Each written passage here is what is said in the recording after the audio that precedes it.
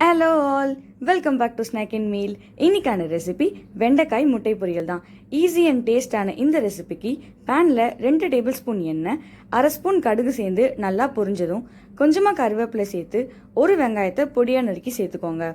வெங்காயம் பாதி வதங்கினதும் அதில் 1/4 ஸ்பூன் அளவுக்கு உப்பு, 1/4 ஸ்பூன் அளவுக்கு மஞ்சத்தூள், 3/4 ஸ்பூன் அளவுக்கு காய்ந்த மிளகாய் தூள் சேர்த்து நல்லா வதக்கிக்கோங்க. வெங்காயம் நல்லா வதங்கினதும் 1/4 கிலோ அளவு வெண்டைக்காயை குட்டி குட்டியாக கட் பண்ணி வச்சுருக்கேன், அதையும் சேர்த்து நல்லா மிக்ஸ் பண்ணிக்கோங்க. மசாலா நல்லா கோட் ஆகிற மாதிரி மிக்ஸ் பண்ணிக்கோங்க. 5 நிமிஷத்துக்கு லோ ஃப்ளேமில் மூடி போட்டு வேக வைங்க. இடையில கிளறி விடுங்க. வெண்டைக்காயில் குழகுழப்பு தன்மை இருக்கிறதால அடி பிடிச்சிரும், ஸோ கிளறி விட்டு குக் பண்ணுங்கள். வெண்டைக்காய் நல்லா வெந்ததும் இப்படியே கூட சர்வ் பண்ணிக்கலாம். காய் எல்லாத்தையும் ஓரமாக ஒதுக்கிட்டு சென்டரில் 2 முட்டையை சேர்த்துக்கோங்க. ஒரு முட்டை கூட யூஸ் பண்ணிக்கலாம். 2 பிஞ்ச் அளவு உப்பு சேர்த்து முட்டையை நல்லா கிளறிக்கோங்க.